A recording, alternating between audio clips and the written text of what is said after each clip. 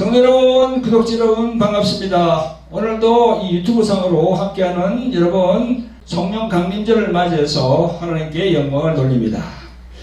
네, 오늘 본문 말씀은 요한복음 14장 26절, 그리고 요한복음 15장 26절, 그리고 요한복음 16장 7절부터 13절까지 말씀이 되겠습니다. 그리고 전거 제목은 보혜사 성령님을 홀대하는 교회들, 이렇게 정했습니다. 좀 예민한 제목 같은데요, 사실 지금 그렇습니다. 우리 개신교 교회가 성령 하나님을 참 홀대합니다. 여러 가지로. 그래서 그 부분을 제가 오늘 말씀을 통해서 여러분들에게 조명해 드리고, 또 이 유튜브 방송으로 여러분들에게 알리겠습니다. 이 시간도 보혜사 성령께서 저희 입술을 주장하여 주셔서 진리의 말씀만 전할 수 있도록 인도해 주실 것을 믿으면서 하나님의 말씀을 전거하겠습니다. 자, 여러분, 오늘 성령 강림절 예배를 맞이해서 하나님께서 주신 말씀을 봉독해 올리겠습니다. 자, 오늘 봉독해 올리는 말씀은 요한복음에 있는 세 구절입니다. 자, 요한복음을 한번 찾아봅니다. 요한복음 14장 26절 시작. 보혜사 곧 아버지께서 내 이름으로 보내실 성령, 그가 너희에게 모든 것을 가르치시고 내가 너희에게 말한 모든 것을 생각나게 하시리라. 네, 그걸 적어두시고, 네, 그 다음 요한복음 15장 26절로 넘어갑니다. 자, 26절 시작. 네. 내가 아버지께로서 너희에게 보낼 보혜사 곧 아버지께로서 나오시는 진리의 성령이 오실 때에 그가 나를 전거하실 것이요. 네. 그리고 그 다음에 이제 또 요한복음 16장으로 갑니다. 바로 다음 장이죠. 하면 7절부터 13절까지 시작. 그러나 내가 너에게 실상을 말하노니 내가 떠나가는 것이 너에게 유익이라. 내가 떠나가지 아니하면 보혜사가 너희에게로 오시지 아니할 것이요. 가면 내가 그를 너희에게로 보내리니 그가 와서 죄에 대하여 의에 대하여 심판에 대하여 세상을 책망하시리라. 죄에 대하여라 하면 저희가 나를 믿지 아니하며 의에 대하여라 하면 내가 아버지께로 가니 너희가 다시 나를 보지 못하며 심판에 대하여라 하면 이 세상 임금이 심판을 받았습니다. 내가 아직도 너희에게 이럴 것이 많으나 지금은 너희가 감당치 못하리라.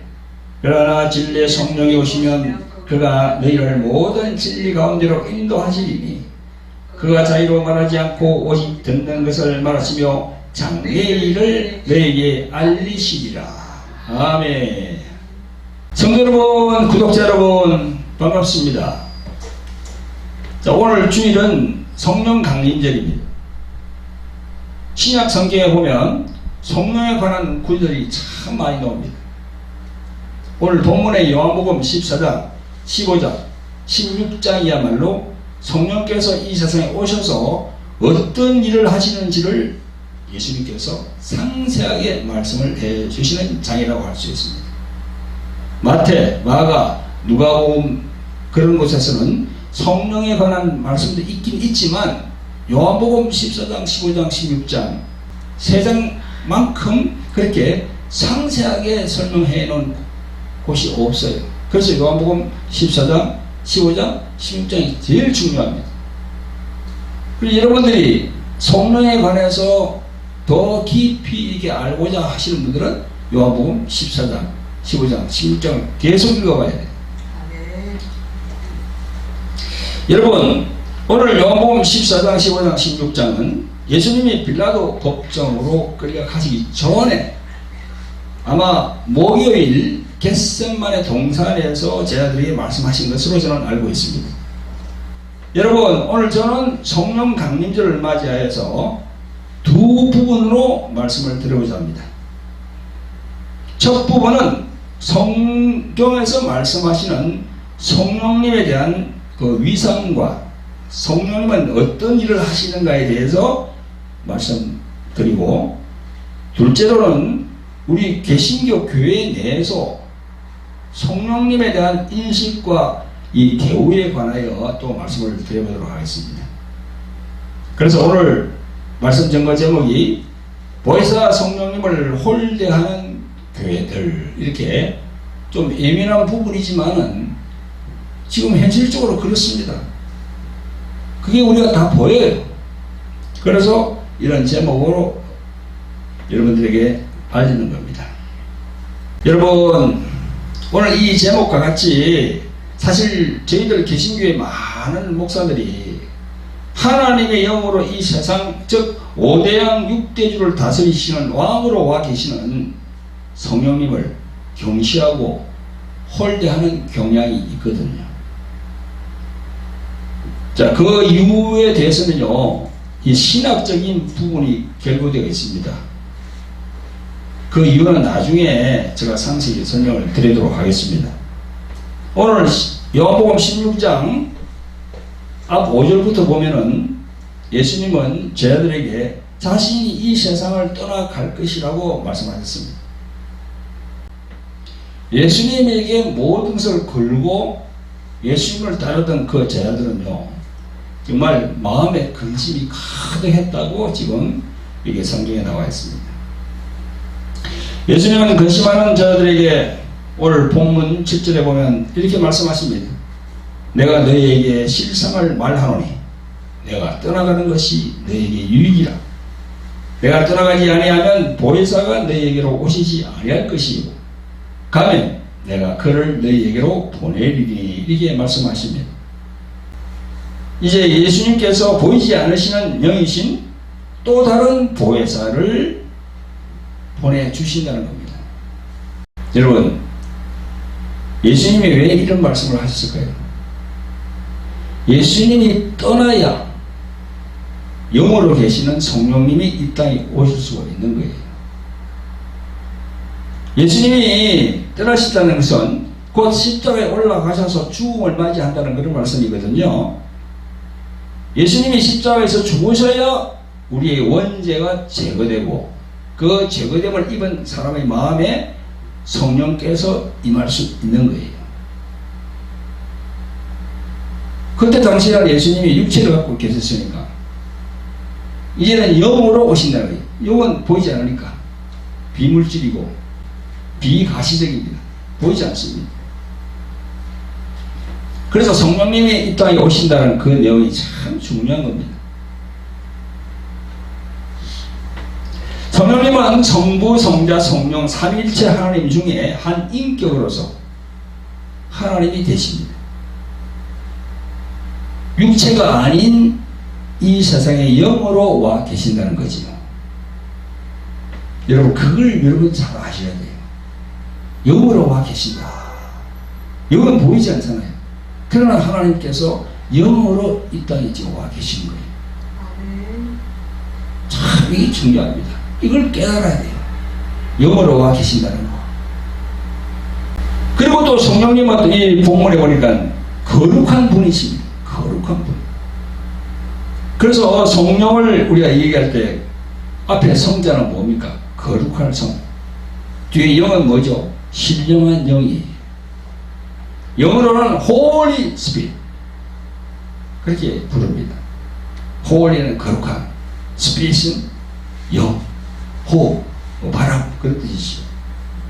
성도 여러분, 구독자 여러분, 우리는 하나님의 말씀이 기록된 성경을 봅니다. 이 성경은 총 66권으로 구약이 39권이고 신약이 27권입니다. 그런데 구약의 내용이 창세기부터 시작하여 신명기까지 모세 오경으로 시작하여 계속 대소선지서로 이어집니다.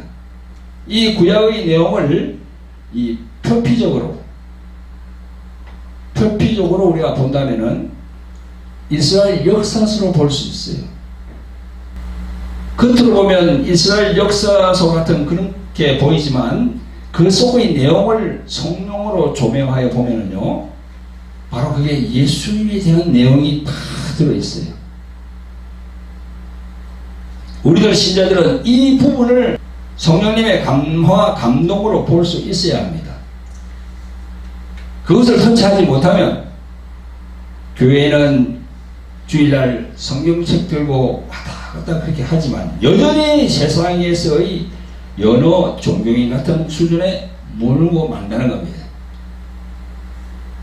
그래서 제가 성령 강림절을 맞이해서 저는 오늘 말씀을 집중해서 잘 귀담아 들으시고 정말 성령님으로부터 깨달음을 얻는 그런 여러분들이 되시기를 예수 그리스도 이름으로 축원드립니다.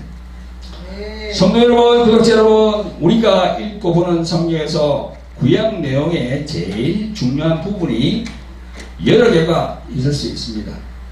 여러 개가 있겠죠, 구약 내용에. 그죠? 그런데 그 여러 개의 중요한 부분 중에서 피에 관한 말씀이 있어요. 피.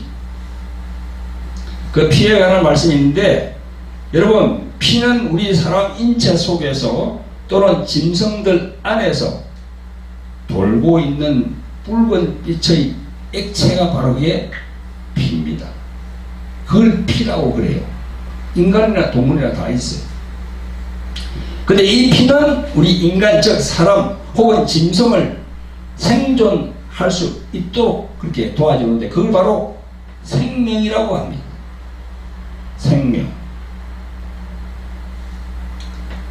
그래서 이 구약 레위기 17장 11절에 보니까 이런 말씀이 있습니다.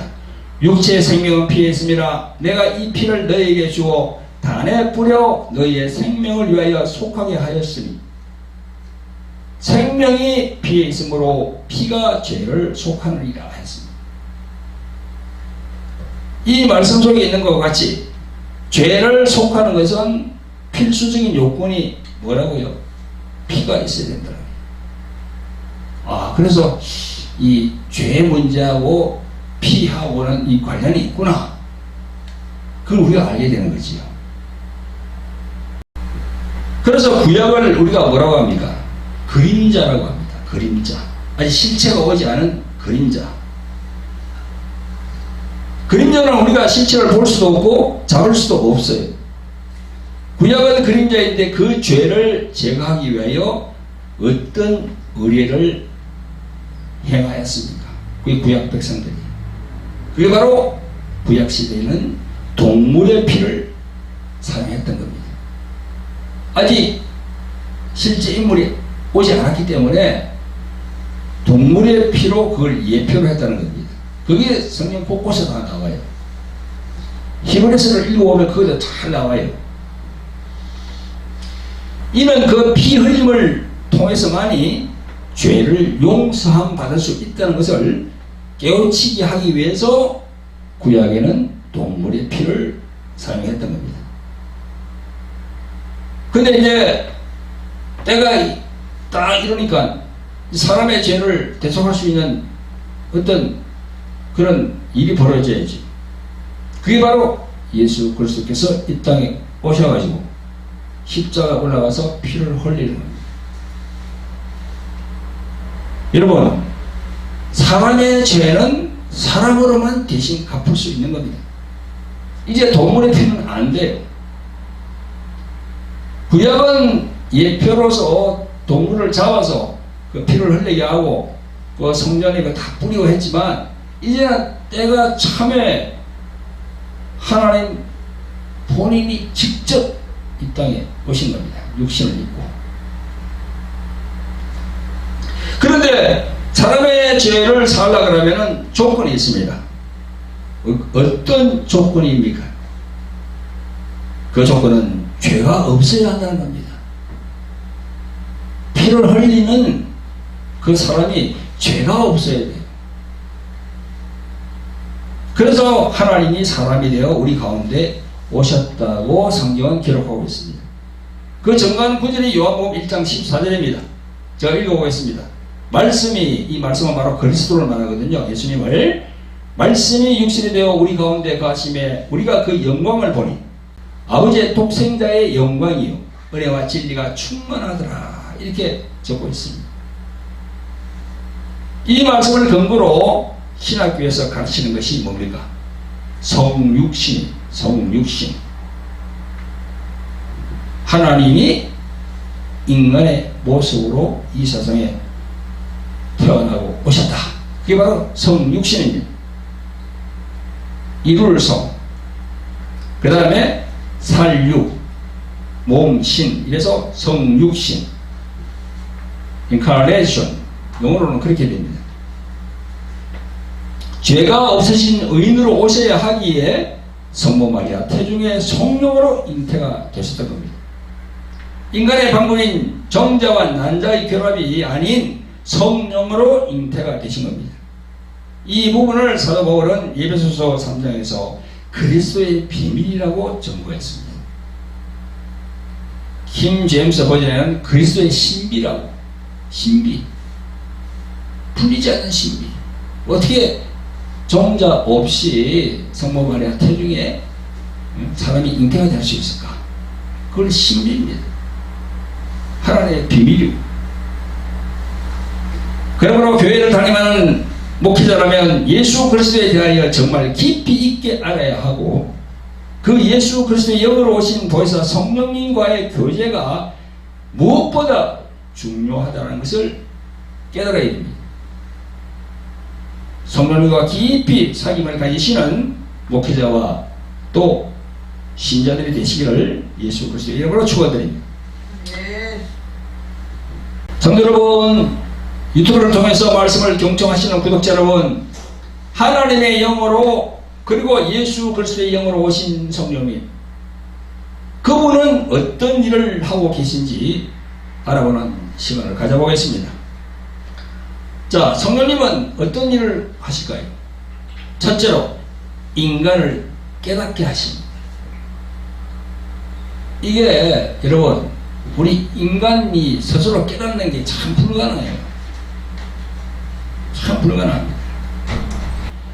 그런데 성령께서 하시는 일은 우리 인간들 속에 있는 영을 감동시키셔서 죄가 무엇인지, 의가 무엇인지, 심판이 무엇인지 오늘 본문 요한복음 16장의 그 말씀대로 그 부분을 깨닫게 하십니다.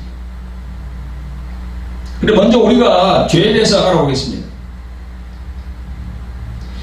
죄가 무엇인지 가르쳐 주는 것은요, 세상에서는 일반적 도덕적 윤리적인 죄를 우선 취급합니다. 그러나 성경은 그 도덕적이고 윤리적인 죄보다 상위 개념으로 예수 그리스도를 믿지 않는 것이 바로 죄라고 이렇게 규정하고 있습니다. 예수님이 그랬어요. 지금 죄들아는 저들이 나를 믿지 아니하며, 예수님을 믿지 않는 것이 왜 죄가 됩니까? 그걸 깨달아야 되거든요. 성령님을 통해서 우리가 그걸 깨달을 수가 있습니다. 성령님이 아니면 그걸 깨달을 수가 없어요. 왜 예수님을 믿지 않으면 죄가 되는지. 여러분, 우리 인간들의 생각은 어둡고 무지하여서 예수님을 알 수도 없고 내가 죄인이라는 사실조차도 모릅니다. 우리 인간들은 그래요. 고린도전서 12장 3절에 말씀하시기를, 그러므로 내가 너희에게 알게 하노니 하나님의 영으로 말하는 자는 누구든지 예수를 저주할 자라 하지 않고 또 성령으로 아니하고는 누구든지 예수를 주시라 할 수 없느니라, 그렇게 했습니다.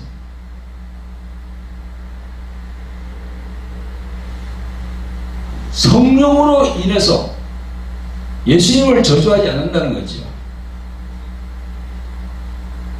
그럼 흔히들 세상에서 그러잖아요. 예수를 믿으려면 나의 주목을 믿어라, 뭐 그런 식으로 그런 얘기를 하지요. 근데 예수님을 딱 믿게 되면 그런 이야기가 싹 들어가 버려요. 그런 얘기 한다는 것은 바로 예수님을 저주하는 거거든요. 성령이 임하시면 내가 죄인이라는 것을 다 깨닫게 됩니다. 그래서 하나님 앞에 엎드리게 돼요. 그리고 또 의에 대하여 하면 또 이렇게 말씀하시잖아요. 이 의는 바로 예수님 자신을 바로 말씀하는 겁니다. 성령께서 우리들 각자에게 임하시면 의의 기준을 설정하게 해 주십니다. 의의 기준, 무엇이 의인가? 한문으로 말하면 올 의자적이죠. 그래서 정의, 공의 다 의자가 되어갑니다. 올 의자가. 근데 세상에 있는 사람들은 그 어려움을 갖다가 자기 기준으로 다 얘기해요. 자기 기준, 학교에서 배운 것, 책에서 본 것, 그걸 기준해서 다 그렇게 진단합니다. 그러나 성경은 진정한 어려움, 진정한 의라는 것은 바로 예수 그리스도, 그분이 바로 의라는 것입니다. 그 어려우신 예수께서 우리들을 위하여 대신 십자가에서 피 흘려 죽으시고 부활해 주심으로 예수님이 그걸 증명해 주셨습니다. 그래서 성경은요, 예수님의 죽으심과 예수님의 부활을 믿는 자들, 그 사람들은 어렵다 그렇게 말씀하십니다.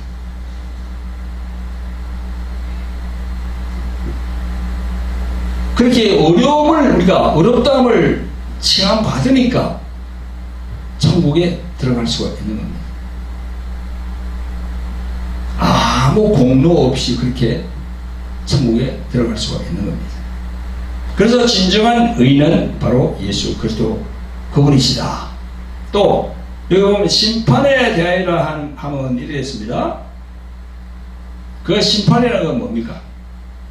그리스도 예수를 적대시하고 그를 믿지 않고 불순종하는 그런 사람들은 이제 사탄 마귀와 함께 지옥의 심판이 있음을 그 말씀에서 심판이 나오게 되는 겁니다. 그래서 죄에 대하여, 의에 대하여, 심판에 대하여라고 이렇게 말씀하면서 우리는 성령의 조명을 받아야 됩니다. 성령의 조명을 받지 않으면은 죄에 대해서도 몰라요. 또 의에 대해서도 몰라요. 또 심판에 대해서도 모릅니다. 어떤 것이 심판인지 그걸 몰라요, 우리가.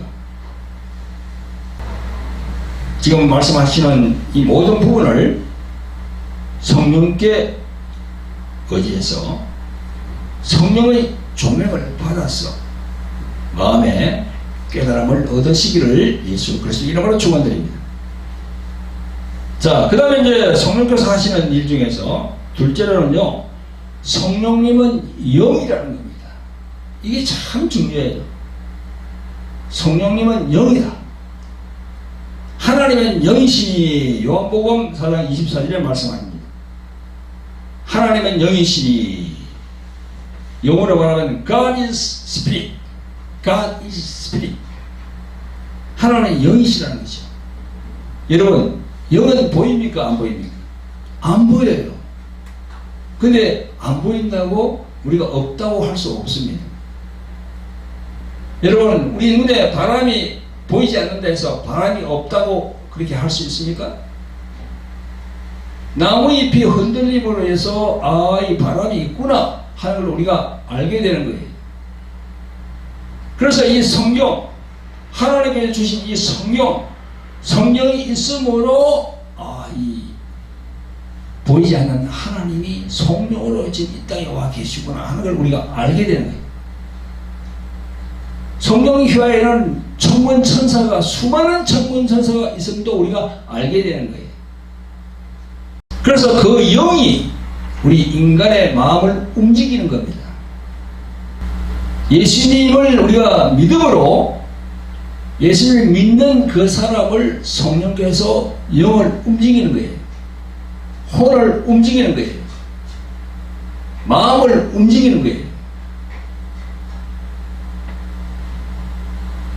그래서 성령님은 진리의 영이라고 하시는 겁니다. 우리 인간을 진리 가운데로 인도하신다고 해서 진리의 영이라고 하는 겁니다. 오늘 본문 16장 13절에 그러나 진리의 성령이 오시면 그가 너희를 모든 진리 가운데로 인도하시리니 라고 말씀합니다.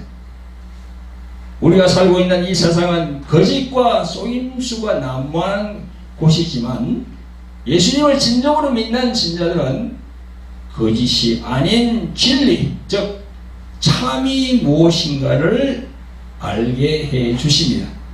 누가? 성령이. 보혜사 성령 그분이 그렇게 알게 해주신 거예요.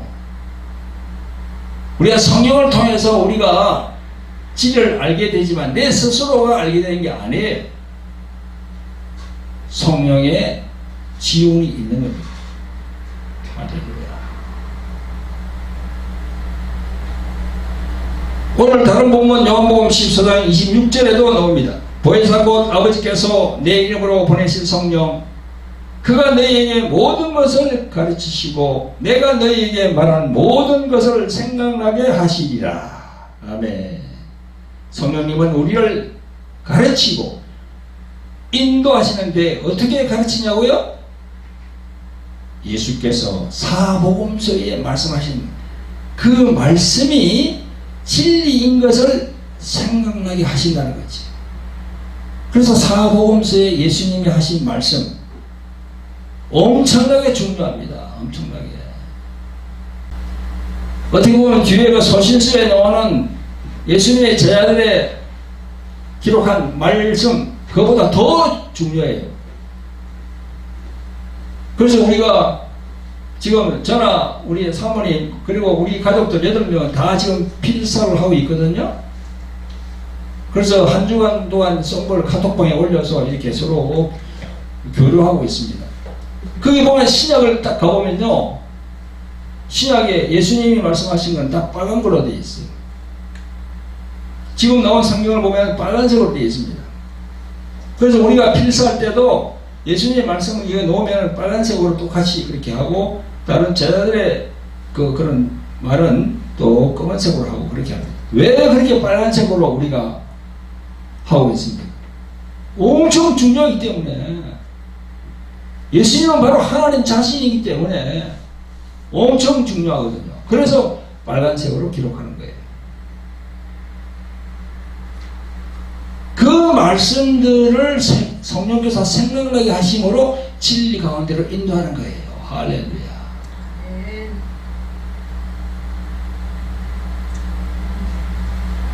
그래서 여기 보면 내가 너희에게 말하는 모든 것을 생각나게 하시리라. 생각나게 하시리라. 생각나게 하시는 분은 누구? 성령님이 생각나게 하는 거야. 영이시니까. 영이시니까 가능한 겁니다. 예수님께서 육체로 계속 계셔보세요. 육체는 한계가 있거든요. 그런데 영으로 오신 성령님은 한계가 없어요. 지금 우리 11시에 예배를 드리는데 부산에서도 서울도 뭐 대전도 다 11시에 드리잖아요. 그 예배 드리는 곳에는 다 성령께서 계시는 거예요. 미국도 마찬가지고 일본도 마찬가지고 5대양 6대주를 다 이렇게 어우르고 계시거든요. 성령 하나님이. 그래서 다 예배를 받으시는 거예요. 성령께서 이 교회에 갔다가 저 교회에 갔다가 미국으로 갔다가 일본으로 갔다가 그렇게 하시는 게 아니에요. 이 지구를 딱 보듬고 있거든요. 지금. 그러니까 다 하시는 거지. 그러므로 신약에 기록된 예수님의 말씀을 수시로 되새기고 우리들의 영혼의 양식이 되도록 늘 성령님의 인도를 받는 성도 여러분들이 되시기를 예수 그리스도의 이름으로 축원드립니다. 자, 그러면 셋째로는 뭐냐? 셋째로는 성령님은 예수 그리스도를 존귀하게 하십니다. 예수님을 존귀하게 해요. 성령님은 예수 그리스도를 세상에 존귀하도록 예수님을 믿는 성도들을 막 독려하십니다. 오늘 다른 본문 요한복음 12장 26절에 보면 내가 아버지께로서 너에게 보낼 보혜사 곧 아버지께서 나오시는 진리의 성령이 오실 때에 그가 나를 존귀하실 것이오 했어요. 그가 나를 존귀한다. 성령이 존귀하는 거예요. 예수님을 믿지 아니하고 세상적으로 살다가 예수님을 믿고 제대로 성령을 받아 거듭남을 체험하면은 왜 사람이 변합니까? 사람이 변해요. 그런 감정들을 많이 하거든요. 왜 변하죠? 성령이 역사하기 때문에 그런 겁니다. 저 역시도 그 범주의 사람이었습니다. 43살에 내가 영접했으니 43살까지는 예수님을 몰랐습니다. 거듭남을 체험하고 성령을 받으면은 사람은 다 변합니다. 그것이 바로 성령님의 역사입니다. 영신 성령께서 그 사람의 모든 영과 혼, 인격을 변하게 하기 때문에 그런 겁니다. 보이는 사람의 육체가 그 실체가 아니고 그 안에 있는 영과 혼을 성령께서 터치하시고 만지시기 때문에 그 사람을 변하게 하는 거예요. 그래서 예수 그리스도만이 진리이시고 생명이 되심을 전가하게 되고, 그래서 전도하고 선교하는 겁니다. 할렐루야. 자, 그리고 이제 또 이 말씀에서 보면 성령님을 보혜사라고 합니다. 이 보혜사는 뭡니까? 이 헬라어로 파라클레토스거든요. 위로자, 위로를 해주신다는 겁니다. 영어로 말하니까 카운셀러가 되겠죠, 그죠? 여러분, 우리들이 이 세상을 살아감에 있어서 상처와 아픔, 그리고 절망과 낙담, 이런 환경이 오더라도 우리 마음 안에 계시는 성령께서 우리를 위로해 주시고 상처를 어루만져 주시고 다시 일어서게 하여 주셔서 저 천국을 바라보게 한다는 겁니다. 그게 바로 보혜사. 그 보혜사라는 의미입니다. 위로자. 여러분, 늘 성령님의 위로와 인도를 경험하시는 성도 여러분들이 되시기를 예수 그리스도 이름으로 축원드립니다. 성도 여러분, 구독자 여러분, 이제 큰 단원 둘째로 나아가 보겠습니다. 성령 강림절을 맞이하여 성도 여러분들과 구독자 여러분들에게 말씀드릴 부분은 이 보혜사 성령님에 관한 위상에 대한 말씀입니다.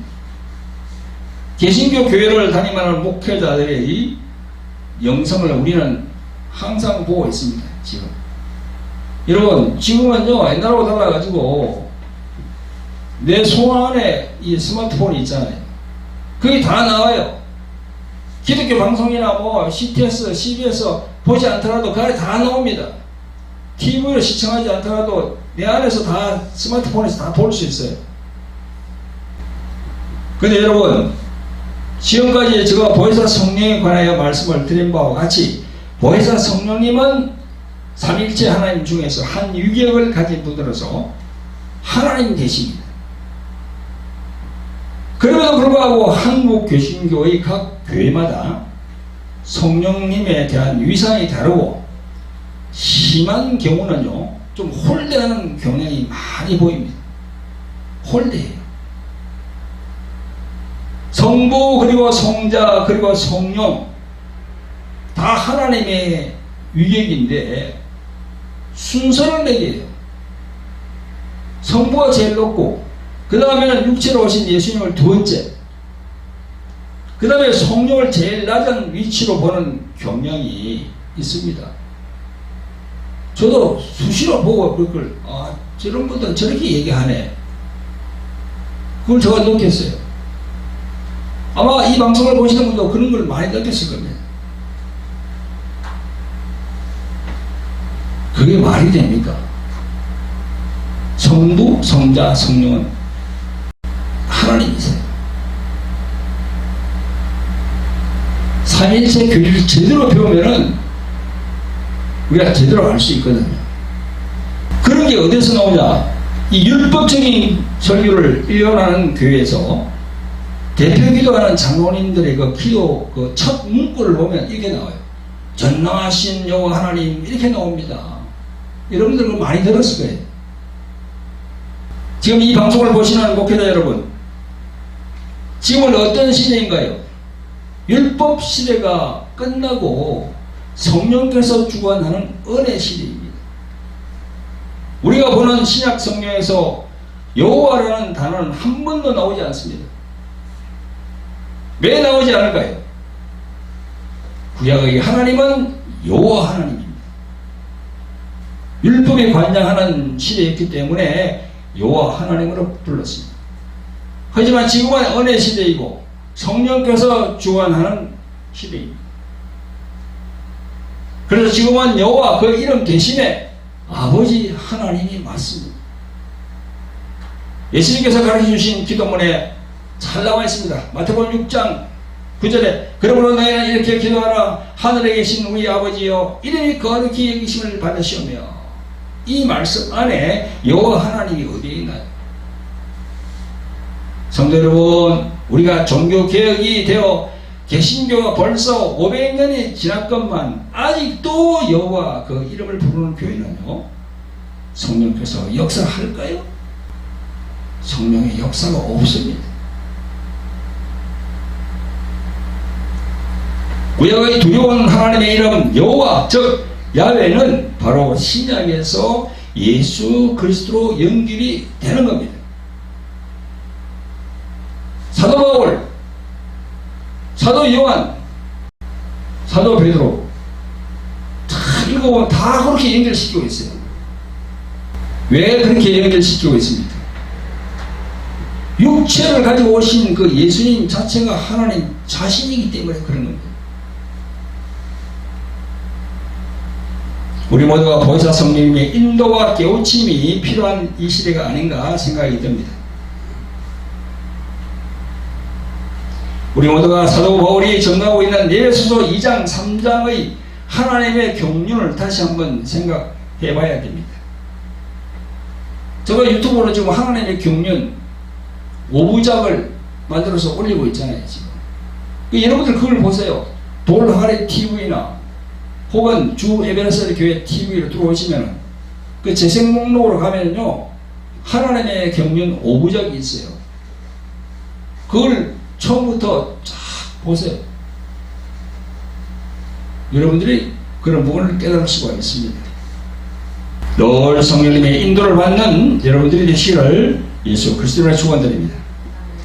성도 여러분, 구독자 여러분, 오늘 성령 강림절을 맞이하여 우리들이 다시 한번 생각해야 할 부분은 성령에 대한 신학 부분이 대두된다 하겠습니다.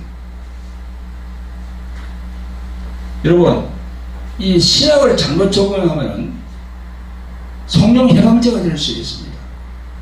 그래서 잘 적용을 해야 돼요, 우리가. 이 잘못하면 찐찐 성령 해방제에 저촉될 수 있는 그런 부분이거든요.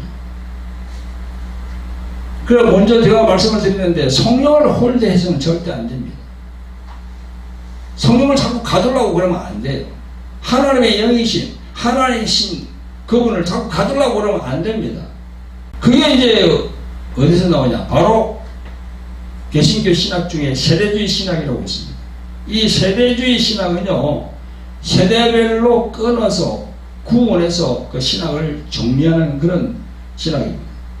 가령 아브라함이 있던 그 시대는 족장 시대, 그리고 모세가 있었던 시대는 율법 시대, 이 계속 이렇게 이제 끊어서 이렇게 구분하는 거죠. 성령에 대한 부분도 또 끊어서 그렇게 기록하고 있어요.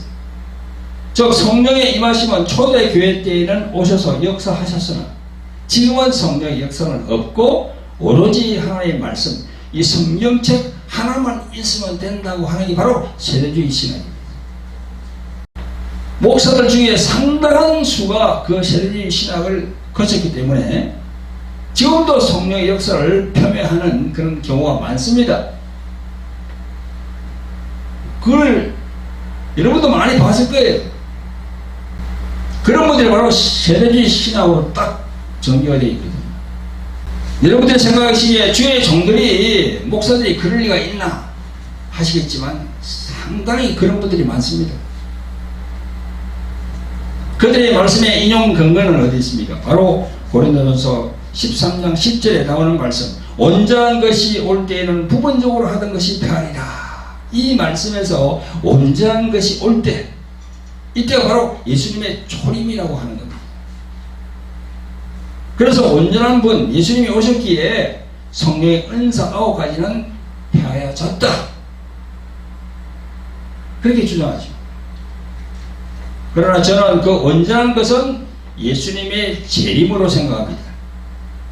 예수님께서 재림할 때까지 고린도전서 12장에 나오는 성령의 은사 9가지는 폐하여지지 아니하고 지금도 성령의 은사는 늦은 비로소 왕성하게 역사하고 계십니다. 할렐루야. 그게 하나님의 경륜이에요. 여러분 지금도 보세요. 이 성경을 보면은요, 성경 곳곳에 성령께서 역사하신다는 구절이 많습니다. 오늘 요한복음 15장도 딱 1절 보면 그게 뭐 뭡니까? 포도나무와 가지가 나옵니다. 그 포도나무에 우리가 가지가 붙어 있잖아요.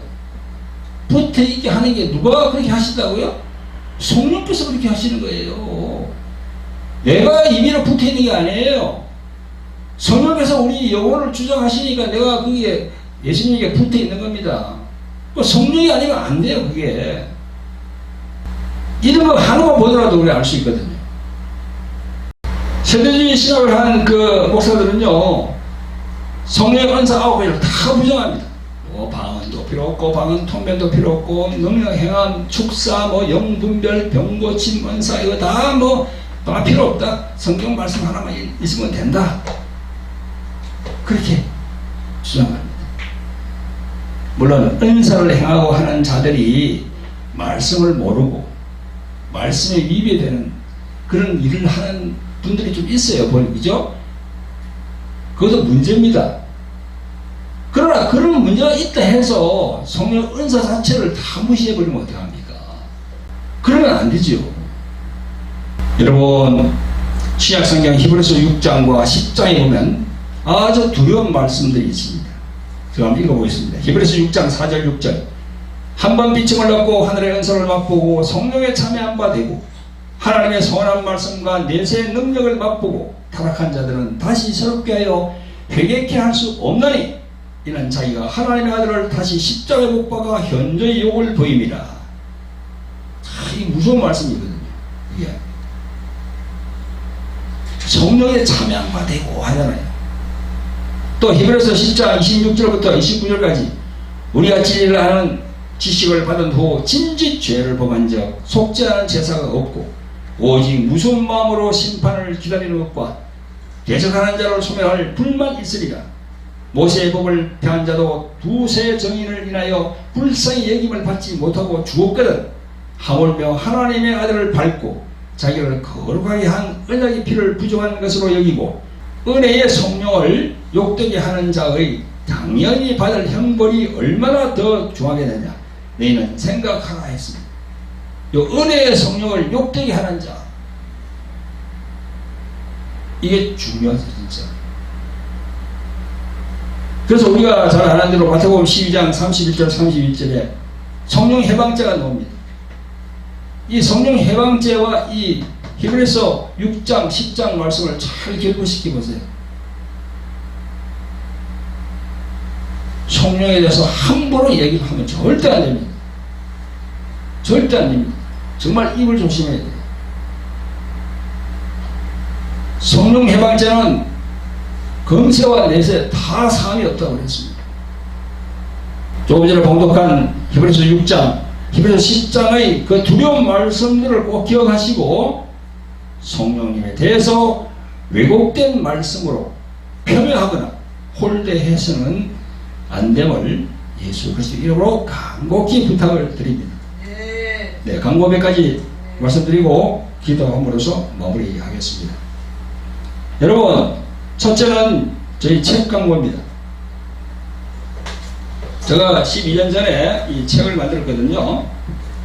지금 시중에서 절판되어서 없습니다. 돌항아리 영의 존재, 그리고 십자가의 생명을 가졌는가, 이 책이 참 중요합니다. 이 책을 구입하실 분들은 밑에 나오는 그 문의 전화번호로 전화하시면 보내드릴 수가 있습니다. 예, 돌항아리 영의 존재, 그 다음에 십자가의 생명을 가졌는가. 특히 돌항아리 영의 전쟁은 심적으로 움직이기 힘든 분들, 그런 분들이 이 책을 보시면 해결책이 있습니다. 여러 가지로 악한 영들로 인해서 공격을 받아서 심적으로 엄청 힘든 분들이 많습니다. 교회 나오시는 분들 중에서도 그런 분들이 이 책을 보시면 많은 보탬이 될 겁니다. 할렐루야. 네, 둘째는 돌항아리 말씀 성령 치유 은혜방입니다. 매주 화요일 저녁 8시부터 유튜브 생중계됩니다. 그래서 이 교회에 나오는 신자들 중에서 육체적인 질병, 정신적인 질병 참 많습니다. 그런 분들이 이 방송을 들으시면 많이 도움이 될 것입니다. 네.